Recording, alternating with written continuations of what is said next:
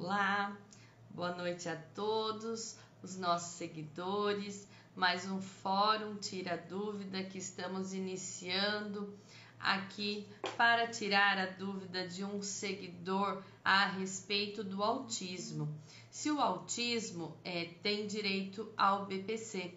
É um tema bastante polêmico e para trazer a resposta melhor para esta problemática, eu convidei a doutora Andressa Oliveira, especialista no direito previdenciário e no benefício assistencial às pessoas com deficiência e aos idosos, para tratar sobre o tema. Vou fazer o convite a ela para que possa estar aceitando e vamos iniciar nossa live desta noite. Aguardem um instante que eu vou chamá-la para participar.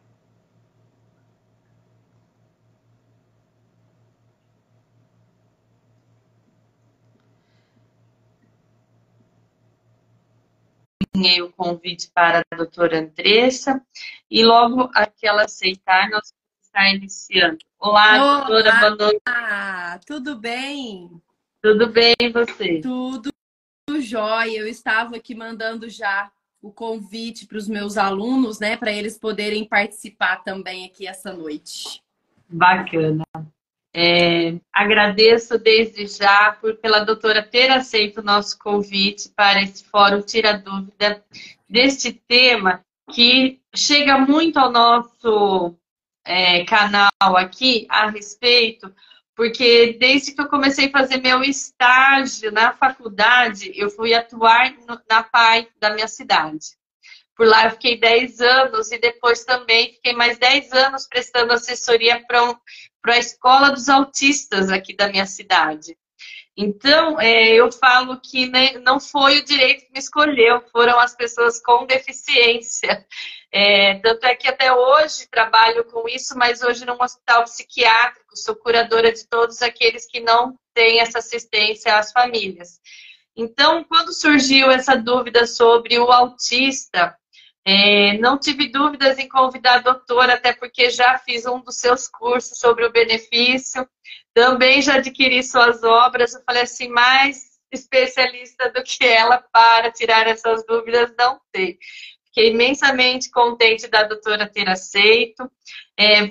Estamos esperando aí, o pessoal está entrando, já estou vendo aí os nossos seguidores entrando, esclarecendo que também pode deixar as dúvidas no chat aí a respeito sobre o tema, depois que a gente tiver esse bate-papo inicial sobre o assunto, e no finalzinho a gente vai respondendo a todos conforme for possível. Agradeço novamente, doutora, tem a palavra.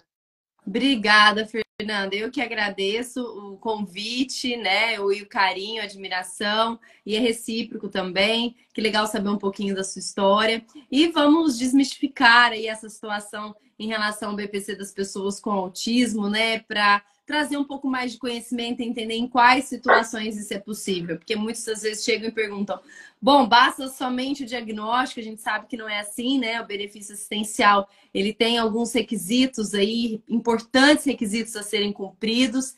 E é claro que eu também estou aqui disposta a tirar as dúvidas do pessoal. E confesso para você, olha, não sei porquê, mas aqui para mim travou, não mostra quem está entrando e nem comentário, tá? Então eu vou precisar da sua ajuda aí. Conforme o pessoal forem mandando aí os questionamentos, você pode me interromper, enfim, falar qual é o questionamento, que eu estou aqui à disposição. E para quem não me conhece, né, meu nome é Andressa Oliveira, eu trabalho com o direito das pessoas com autismo desde 2017, apesar de já trabalhar com direito previdenciário e assistencial desde 2013. Mas foi um caso também, conforme você bem disse, que eu também fui escolhida, né? Eu tive o diagnóstico da minha sobrinha, e por isso eu resolvi me especializar no assunto, tentar entender, compreender, e fui inclusive uma das percussoras aqui na minha cidade contra um plano local para ingressar com uma ação, e foi uma ação de sucesso. Depois, né, vieram várias outras. Então eu falo que para quem quiser aí começar a atuar na área da advocacia do direito das pessoas com autismo, pode ter certeza, o primeiro caso de sucesso vai arrastar ali vários outros e a sua clientela vai melhorar significativamente. Porque quando a gente fala de direito das pessoas com autismo, claro, o foco aqui é o BPC, mas a gente sabe que a gama desse direito é imensa, né, Fernanda? Como eu falei, né, doutora? Comecei com as pessoas, os excepcionais da PAI, que tem lá todos os tipos de deficiência, depois direcionando para o autismo. Veja quantas deficiências eu já fui relatando aí que nós estamos trabalhando. Agora estou com as pessoas com os transtornos psiquiátricos. Então, são muitas dúvidas que as pessoas têm a respeito de quando enquadra, quando não enquadra, se pode pedir, não pode pedir. Ou muitos acabam chegando no escritório surpresos porque vem com um atestado lá com o CID e falam, doutora, negou o meu benefício, né? Então, assim, é muito importante a gente esclarecer, porque senão essas negativas não vão parar de acontecer, né, doutora? Exatamente. O que a gente mais vê, assim, do motivo da negativa, né? Começando pela parte... Depois eu falo da renda, mas vamos começar pela parte do próprio reconhecimento da deficiência, né? A gente, no INSS, o sistema de análise do direito relacionado à perícia médica que vai ser realizada, que é uma perícia que a gente chama de biopsicossocial, mas não é como a lei determina, porque não é uma equipe multidisciplinar, né? Que, na verdade, nós temos o Estatuto da Pessoa com Deficiência, que é a Lei Brasileira de Inclusão, que determina que, se para avaliar a deficiência, precisaríamos de uma perícia biopsicossocial. Essa perícia biopsicossocial nada mais seria do que uma análise através de uma equipe multidisciplinar. A gente não tem isso. No INSS, ele tentou implementar essa perícia, né, que a gente considera como uma biopsicossocial, por ter uma ligação direta entre a perícia social e a perícia médica, que é para avaliar a deficiência. Então, só já desmistificando essa questão da perícia social no INSS, não é para avaliar a renda, é para avaliar o quê? A barreira que aquela pessoa tem, as barreiras que aquela pessoa tem, em conjunto com a perícia médica, que vai o quê? Chegar a uma conclusão de impedimento de longo prazo e depois caracterizar como deficiência ou não.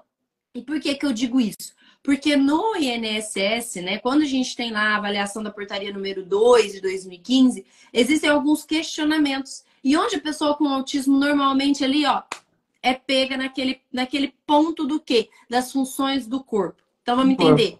Quando a gente tem a perícia, a gente tem as atividades e participações, né? Que no caso é avaliada pela perícia social, pela ciência social e pela perícia médica. Temos também as análises ambientais, que no caso é somente da social, e por fim as funções do corpo. Só que se você ler direitinho o que fala a portaria número 2 e os seus anexos, os questionamentos são voltados muito para umas questões mais físicas. E a gente sabe... Né? Exato. E a gente sabe, assim, do corpo mesmo, de órgãos, tal, enfim. O autismo, gente, não adianta. Igual o pessoal fala assim, nossa, não parece que tem. É errado dizer, é óbvio que não parece. Na verdade, não existe isso, não existe cara, não existe jeito, não existe... Então, os peritos que não têm conhecimento na área, eles se enganam justamente quando eles seguem à risca aqueles questionamentos e, ao somar os pontos que na hora de qualificar, bom, tem alguma deficiência física? Não. Os órgãos funcionam direitinho? Funcionam. Então, qual é o foco daquela perícia? Às vezes, a questão da fala, se é verbal ou se não é verbal, tal. Mas ao somar todos os outros pontos, dá como leve. Então, assim, é onde a pessoa é pega ali e tem o pedido indeferido e aí vai ter que brigar por reconhecimento dessa deficiência na justiça por uma perícia médica mais especializada, se na cidade da pessoa tiver ainda um psiquiatra ou um neurologista que com certeza vai deferir aí se tiver um diagnóstico e a documentação correta voltada para o transtorno do espectro autista, né? Então, assim, a dificuldade da questão da deficiência basicamente é essa, né? Porque essas questões dos comportamentos, dessa interação social, dessa comunicação do autista, realmente é difícil o perito ali em poucos minutos conseguir vislumbrar tudo isso numa criança, num adolescente, mesmo um adulto, né? Porque isso é o dia a dia do convívio, é o repertório que ele vai tendo, a quantidade de apoios que ele tem no seu dia a dia. E se você não documentar que tudo isso que ele está tentando enfrentar é porque está tendo esses apoios, acaba tendo essa pontuação baixa. A gente costuma falar assim, mas não é só um atestado médico, porque o médico vai colocar o CID como uma doença. Mas o que nós estamos aqui falando é de deficiência. É isso que a gente tem uma grande dificuldade de apresentar e pedir para que as famílias complementem essa prova, a fim de conseguir levar todo esse dossiê para a perícia. Outro dia, uma cliente minha veio com todo o conteúdo pedagógico. Ela falou assim, não sei por que você está pedindo isso para mim. Assim, a dificuldade é mesmo até das famílias, né, dos seus representantes aceitarem esses outros instrumentos da demonstração. Porque eu pedi toda a parte pedagógica.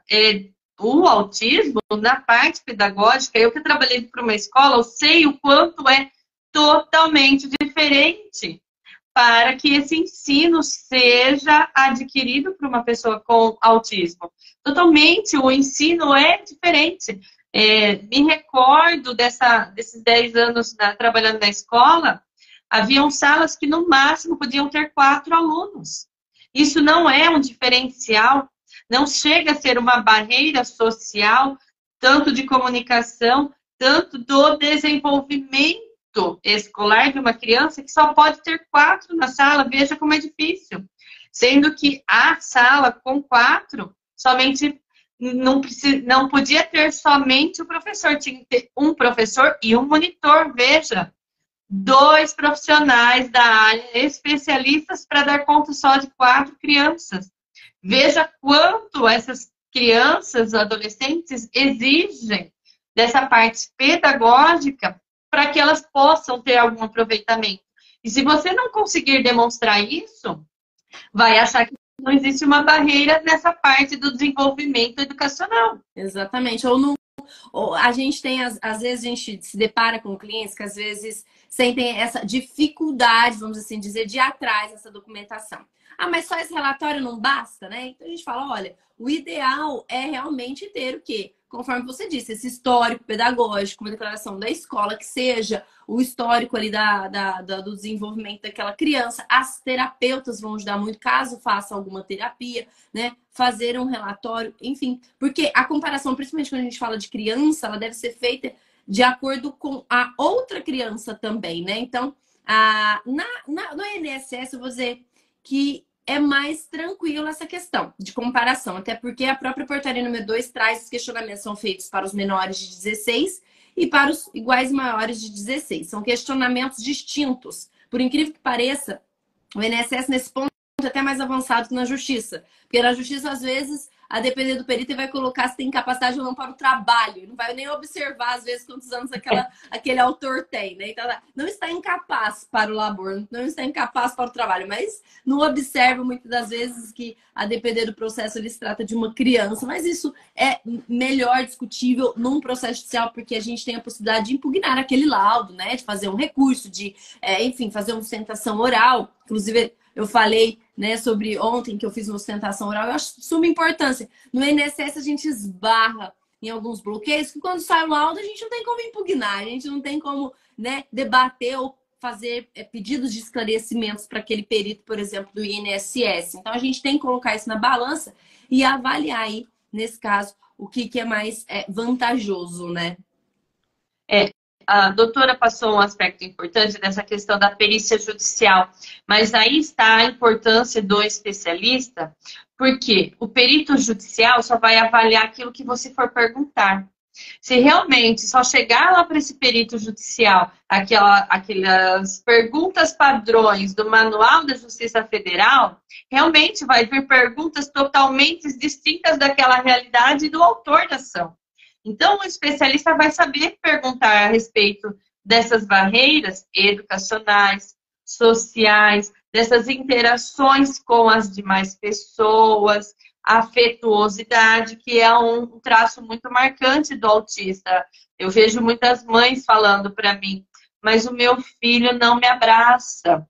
Então, veja o quanto isso é uma barreira da convivência entre os próximos, as pessoas mais próximas. Então, tudo isso é importante, né? Buscar também nessas escolas especializadas, porque lá eles têm todas essas estruturas desses profissionais que vão poder dar esses relatórios, que podem trazer um pouco mais dessa realidade.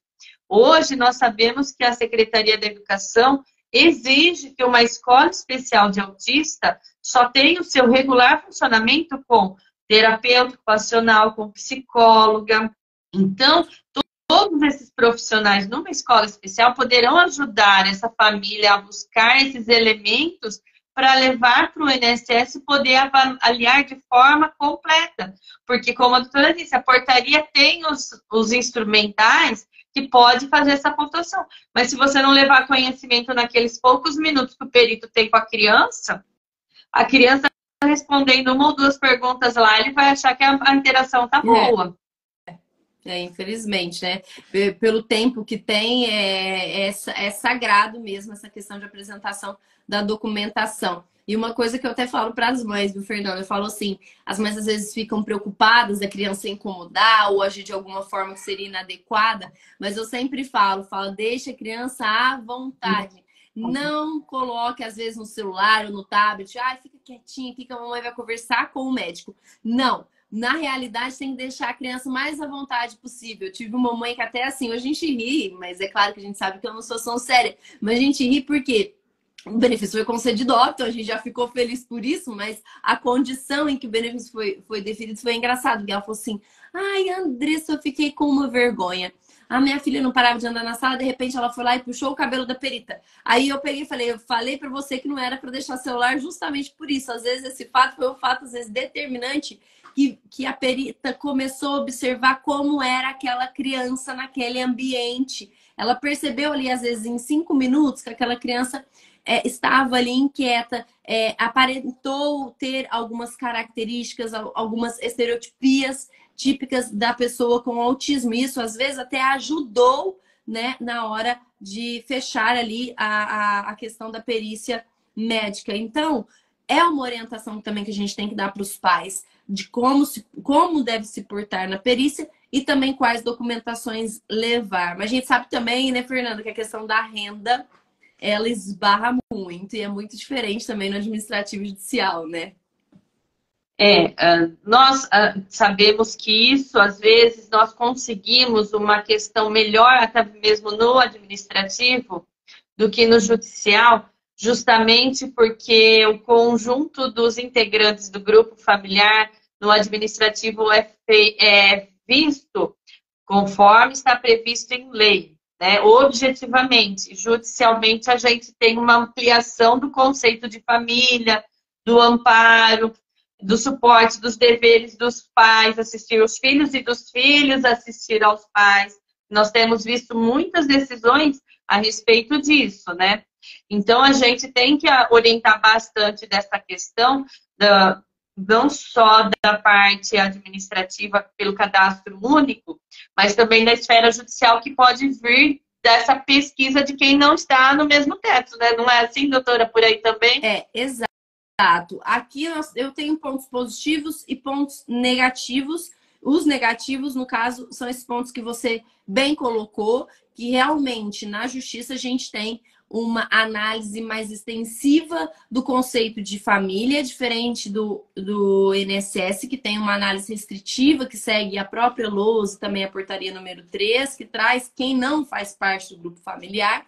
Isso facilita um pouco, mas a partir do momento em que a gente não tem essa questão da discussão da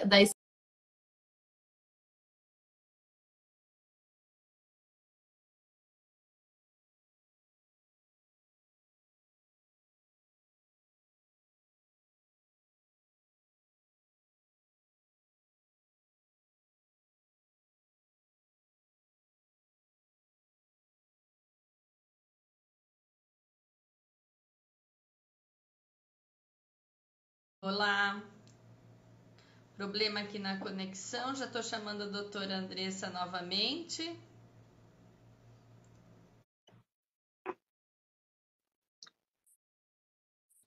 Já encaminhei o convite para ela, instantinho que a gente já está retornando.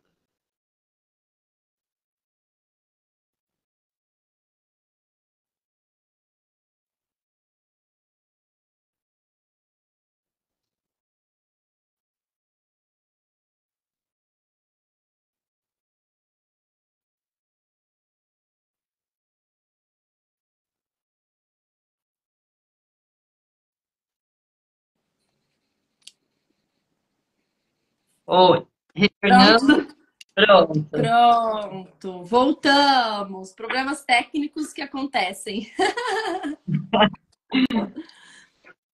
Fernanda, eu até inclusive te mandei no WhatsApp, depois verifica se ficou salvo, porque depois você coloca como parte um, porque a gente falou bastante coisa interessante a respeito aí da Sim, questão da deficiência, né? Vale a pena a gente, às vezes, tentar deixar salvo. Por isso a gente fala da importância de assistir essa live ao vivo.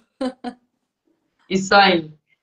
Mas pode deixar, vou salvar e depois a gente compartilha aí com os seguidores se eles perderam algum pedaço aí dessas explicações, porque demos dicas valiosas aí nessa busca da comprovação da deficiência para o autista obter o benefício de prestação continuada. Exatamente. Estávamos falando a respeito da questão da renda, né? É, Vou até continuar então, onde eu parei, que eu estava falando a respeito dessa situação que na justiça aqui, pelo menos, em alguns TRFs a gente sabe que também são assim, a questão do meio salário, ela é importante, porque a análise inicial que você vai fazer para o seu cliente não é realmente limitada a igual a um quarto menor ou igual a um quarto do salário mínimo, mas sim uma análise até um pouco mais extensiva, né, dessa questão de flexibilização da renda. E esbarramos nessa questão do conceito de família. Então, por isso, novamente, assim como você bem pontuou, a importância do especialista analisar o caso antes de se aventurar por aí, tanto na área administrativa quanto no judicial, para traçar ali a melhor estratégia, né? E no administrativo, nós temos a portaria 14, que estabelece hipóteses específicas de exclusão de renda. Na justiça, essa questão de flexibilização e exclusão, ela é mais ampla, mas ao mesmo tempo também é mais amplo o conceito de família. Então, tem que saber analisar certinho essa situação para não ter prejuízo aí para o seu cliente, né? Porque uma das questões que envolve, né, é nessa questão da busca do documento correto para a comprovação do autismo, também vai nessa questão da comprovação da renda do autista. Porque muitas vezes uma pessoa com autismo necessita de muitos apoios não encontrados na rede pública, onde essa família precisa custear tratamentos, terapias e muitas coisas que isso podem abater da renda do grupo familiar e poder obter esse enquadramento de um quarto. Quantas e quantas famílias dizem, na escola onde meu filho estuda não tem um terapeuta especialista, ele não está sabendo trabalhar com meu filho, eu estou precisando levar no contraturno numa clínica particular. Então, essa é uma realidade que, se demonstrada no requerimento administrativo, você pode ter a concessão do reconhecimento dessa renda per capita só de um quarto. Exatamente. A portaria ela traz de forma bem específica que são o quê? Insumos, medicações, inclusive consultas. Dentro dessas consultas, né, a gente utiliza também essa possibilidade dos tratamentos mesmo, das terapias, enfim, de todos os tratamentos que aquela pessoa precisa. Então, na hora de fazer o pedido, tem que sempre observar, sim, esses critérios, essas situações de exclusão, para que se facilite ali o seu argumento, as suas fundamentações no pedido administrativo, né? Então, a gente sabe que isso é possível, mas não é algo simples de se demonstrar. Conforme você mesmo disse, a documentação é muito importante, principalmente quando a gente fala de comprovação de necessidade contínua. Aí, o que vai acontecer? Se você não tem a negativa do Estado e do município ao fornecimento, você tem que comprovar a necessidade contínua.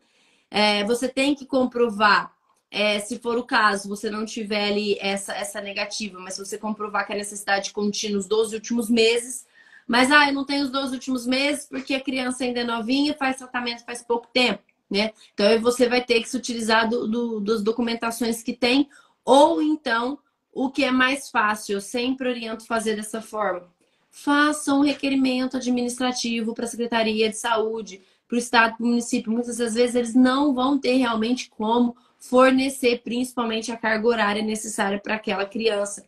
Então, é muito importante usar esses nossos meios aí, né? Que nós que entendemos do assunto, com certeza podemos auxiliar bem melhor essa família na entrega dessa documentação para ter rumo aí ao deferimento, né?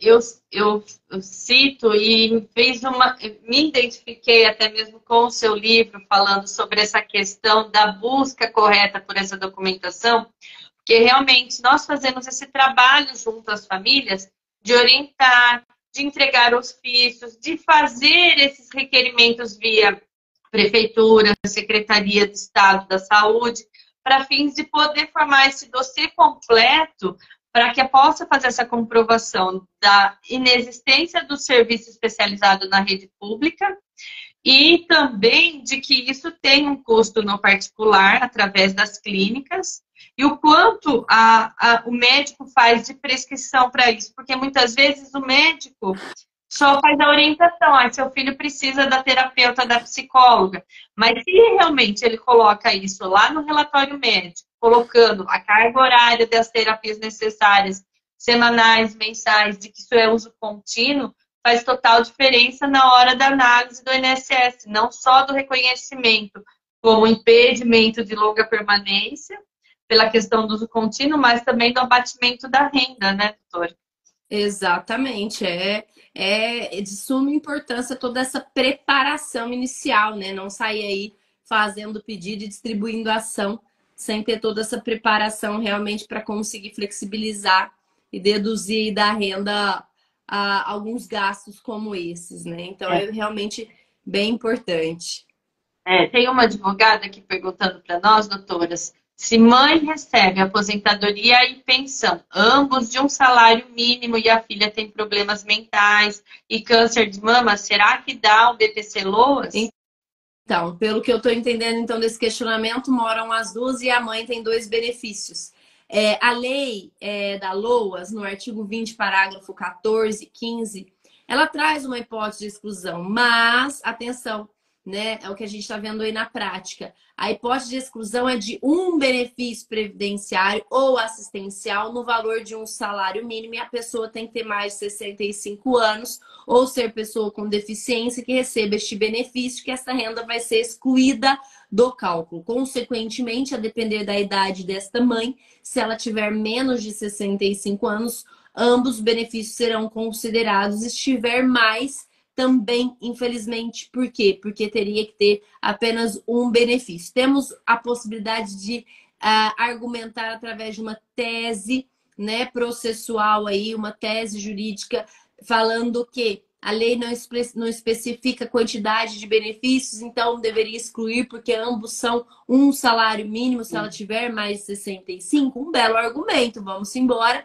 e vamos fazer o quê? Jurisprudência, para que lá na frente isso venha a se reverter favorável aí para os nossos clientes. Mas nessa situação vai ser considerada renda, as duas rendas para as duas, ou seja, um salário para cada um. Estamos diante de uma situação de um valor bem alto comparado com aquilo que é estabelecido para requisito para o BPC. Portanto, se tiver comprovação de exclusão, dedução de gastos, vai ter que se utilizar disso para tentar se encaixar aí no critério, pelo menos de meio ou até mesmo um quarto, se for no administrativo, e meio se você for levar essa discussão para a justiça, né? Então, temos que observar tudo isso ainda antes de dar o feedback mesmo, a resposta relacionada a esse questionamento. Eu não posso nem falar que sim nem que não. Tem que observar tudo isso antes de fazer essa análise completa para cliente.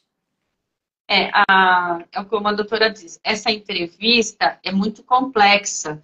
Tem muitos aspectos que devem ser observados. Veja, na sua simples resposta aí, falando da questão da idade desses membros da família, da modalidade desses benefícios recebidos por elas, né? Então, assim, são coisas que na entrevista deve ser levantado nesse dossiê completo com a família, com a pessoa com deficiência, quais são os tipos de benefícios recebidos, a idade de todos esses moradores, o quanto são as despesas, o que tem de prescrição, o que pode ser abatido ou não.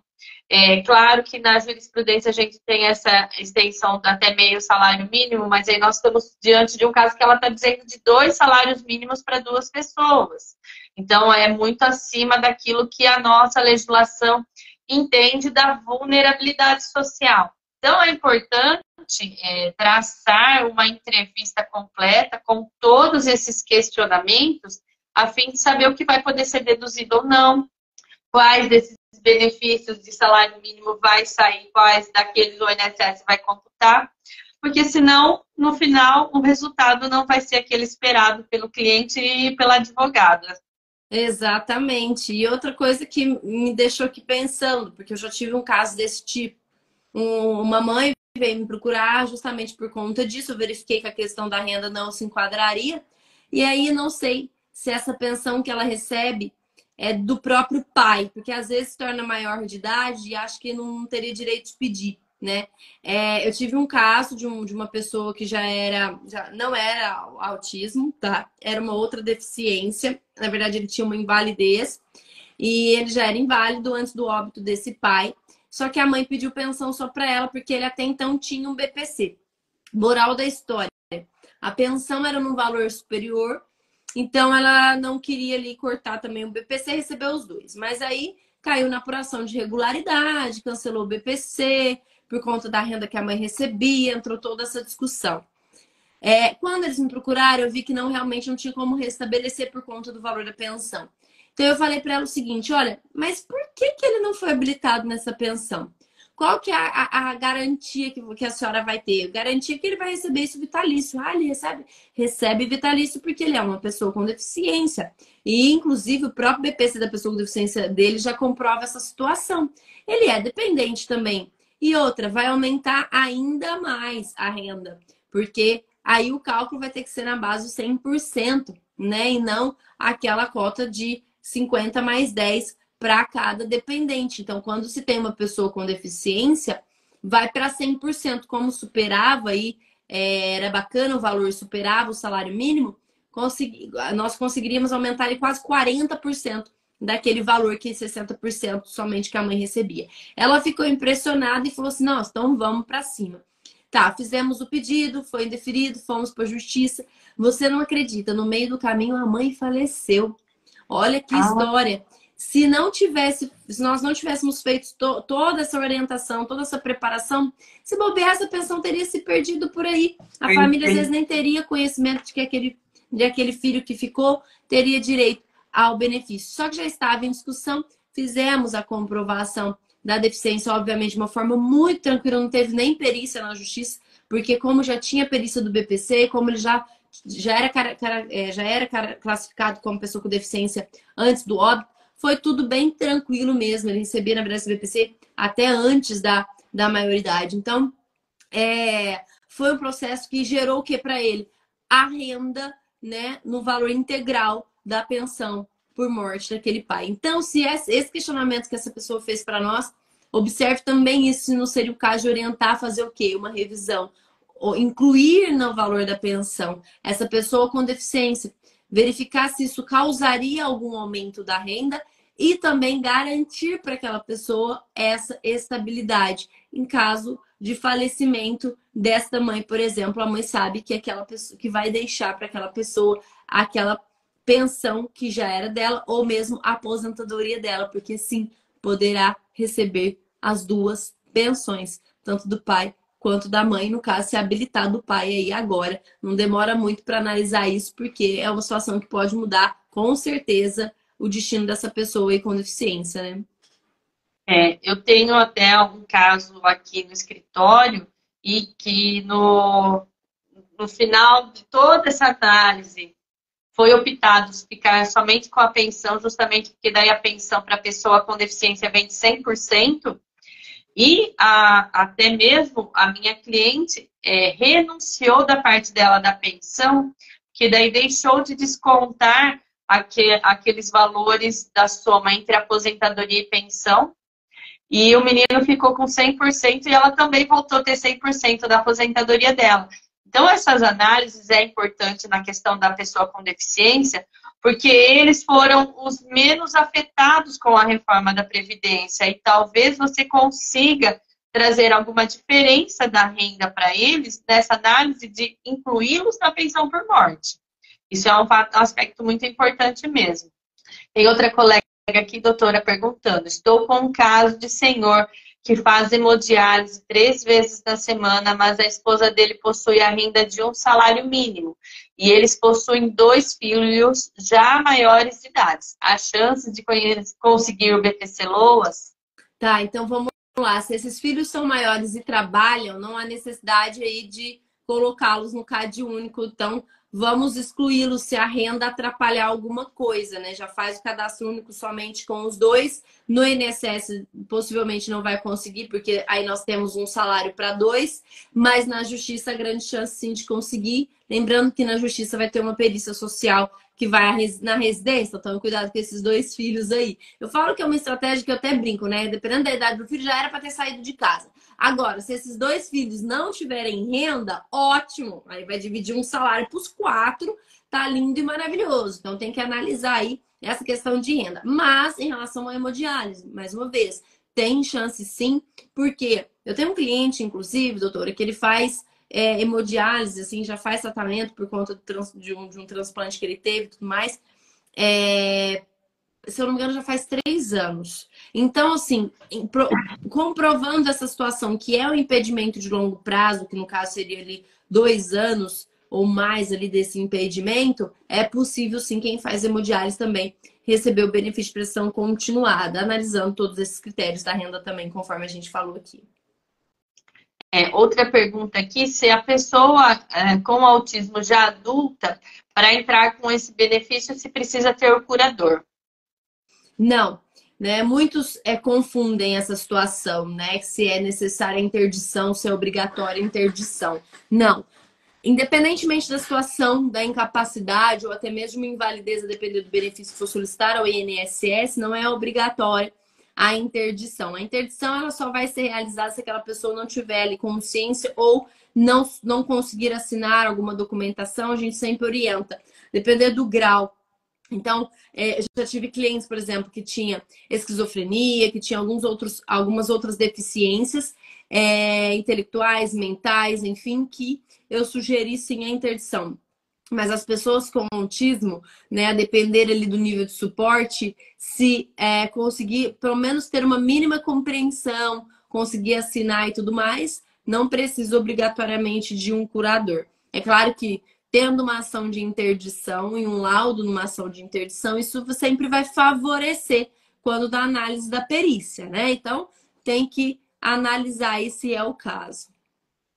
É a entrevista com o cliente que faz toda a diferença para você delimitar os rumos que você vai tomar no seu processo. Porque se você, de repente, faz o requerimento dessa pessoa com autismo, mesmo que já tenha completado a maioridade civil, mas chega lá com assistente social, com médico, ele nem entende o que está fazendo por lá, é evidente que não tem como prosperar esse pedido sem um representante legal. Mas havendo esse discernimento do que é aquele ato, por que ele está lá, o que vai ser questionado, porque a assistente social faz muitas perguntas para fins dessa pontuação para o enquadramento da pessoa com deficiência. Se todos analisarem aquele formulário, vai ver quantos questionamentos ela faz do convívio, da participação em sociedade, dessa parte educacional e da estrutura da rede pública dando suporte a ele. Então, se essa pessoa for para a entrevista e não conseguir passar todas essas informações, é evidente que precisa ter um representante legal para poder apresentar todas essas provas de forma completa. Porque se a pessoa não conseguir e de repente responde sim para tudo, a pontuação do leve vai ser escancarada ali. Já na perícia não passa nem para assistente social. Exatamente. Aí tem que avaliar essa condição que a pessoa tem realmente e também saber que não vai entrar se não tiver a curatela, né? Então, se não for ali representante mesmo legal daquela pessoa, a pessoa vai entrar sozinha. Então, às vezes, fala assim, não vou fazer interção, não. Chegando lá, eu entro junto, eu tento falar alguma coisa, tento orientar, mas vai ser um pouquinho difícil isso aí acontecer. Então, é de se analisar realmente, fielmente, como que está a verdadeira situação dessa pessoa. Né? Você vai ter condições de responder aquilo que é questionado e etc. A Marleninha Nascimento perguntando se as pessoas com fibromialgia vai entrar quando na lista de incapacidade. Aí a gente já fala, que lista, né, Fernanda? Então, vamos desmistificar essa situação também. Não existe lista, não existe rol que especifica qual doença ou qual deficiência, enfim, vai dar o direito, tanto em benefício por incapacidade quanto em BPC. Às vezes você está falando aí de uma situação de fibromialgia que para uma pessoa ela não causa um impedimento ou uma invalidez, depender do benefício, mas para outra ela pode causar devido ao conjunto de situações que vão ser analisadas. Eu já tive pessoas com autismo que já foram deferidas no administrativo e da mesma forma também não foram, e eu tive que conseguir isso pela via judicial. Então, não é o nome da doença, o nome da deficiência, o nome da invalidez, enfim, que vai garantir o benefício. A gente precisa fazer prova se for benefício por incapacidade, desta incapacidade que é causada, e se for um benefício assistencial da deficiência, que é o que? O impedimento que essa pessoa tem, analisando todas essas barreiras sociais e, inclusive, essas condições médicas, né, Fernanda? É, é importante isso, não existe um carimbo para cada doença daquilo que vai ser feito ou não. O que existe no INSS internamente é um manual para as perícias.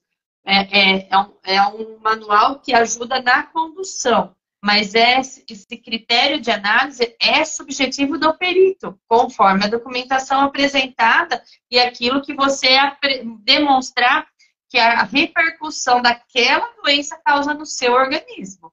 Não é simplesmente uma doença, essa é da aposentadoria. Não existe isso mesmo. Aqui também tem uma assistente social, Carla, perguntando se é válido fazer petição na via administrativa. Olha, Carla, só se você tiver alguma situação que você queira lhe demonstrar de uma forma específica, como a gente pontuou aqui a respeito da renda, alguma exclusão específica, tudo bem, você pode, apesar de que hoje o INSS ele disponibiliza na hora do próprio requerimento que você faça ali a juntada das documentações que comprovem, por exemplo, o não fornecimento daquelas situações específicas do Estado. Então, na hora que você for dando ali avançar, você vai ter a possibilidade de juntar essa documentação e a análise vai ser feita. Mas é claro que acho interessante em alguns casos específicos para demonstrar alguma situação que você queira, como exclusão de renda. Para falar da deficiência, acho perda de tempo. Então, eu não faço, por exemplo, se a renda está ok, eu já coloco lá, já anexo, inclusive eu gosto de colocar as documentações médicas, mesmo sabendo que vai ser só analisado na perícia, mas para deixar o PA já bonitinho, caso eu precise ir para o judicial. Então eu já coloco toda a documentação lá, não faço petição, coloco respondendo tudo aquilo que é questionado no ato do requerimento. Agora, eu quero demonstrar que preciso que seja excluído algum medicamento ou algum tratamento em que não foi excluído, eu faço ali uma simples petição. Não é aquela petição, não adianta colocar jurisprudência, não adianta colocar nada que possa deixar sua petição muito extensa. Seja o mais direta possível, seja o mais direto possível naquilo que você quer chamar a atenção do servidor, porque senão eles não vão ler, é a realidade, eles vão analisar conforme lá o critério e o cronograma de análise deles. Então, tomem cuidado quanto a isso.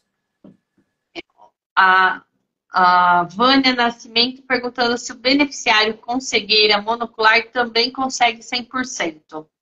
Porque na realidade aí quando a gente fala da pensão por morte, né, que a gente fala do inválido ou pessoa com deficiência física, mental ou grave, né, fala da questão do grave.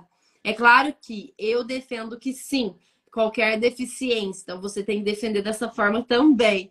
Vai passar por uma perícia para avaliar se essa pessoa realmente tem a deficiência para fins também de pensão, para fins de análise de benefício do INSS é relacionado com impedimentos de longo prazo, nós temos um problema sério em relação à questão da visão monocular. Por mais que nós temos lei própria que determina que visão monocular é uma deficiência para todos os fins legais, quando a gente fala de pensão ou BPC, aí a história é um pouquinho mais complicada, que aí você vai ter que comprovar essa questão desses impedimentos. Se vier junto com algum outro problema de visão no outro olho, com algum outro tipo, com alguma outra incapacidade que essa pessoa tem, além dessa deficiência, coloque tudo aí no bolo para você tentar demonstrar de uma forma bem ampla que essa pessoa, assim, sofre de uma deficiência mesmo. Então, acho que quando a lei veio, né, Fernanda, para estabelecer isso aí, gerou muitas dúvidas em relação a isso, porque o INSS continua indeferindo em alguns casos, né? O que a gente vê muito nos laudos fazendo enquadramento da visão monocular como uma deficiência leve. Então, precisa realmente verificar todos esses fatores, os impedimentos das funções, das estruturas do corpo, porque senão, de praxe, somente dizendo que é monocular, o enquadramento vai ser como deficiência leve. Doutora, gente, o papo estava tão bom. Olha, faltam poucos minutos aí para a gente encerrar o tempo da live. Agradecer. Se mais alguém tiver alguma dúvida que a gente não pôde responder nessa noite, pode mandar no direct, tanto aqui do canal do Portal Previdência e Educação, como para a doutora Andressa, que ela vai estar respondendo a todos, dentro daquilo que a gente puder estar ajudando a todos, compartilhando esses conhecimentos, vamos estar fazendo.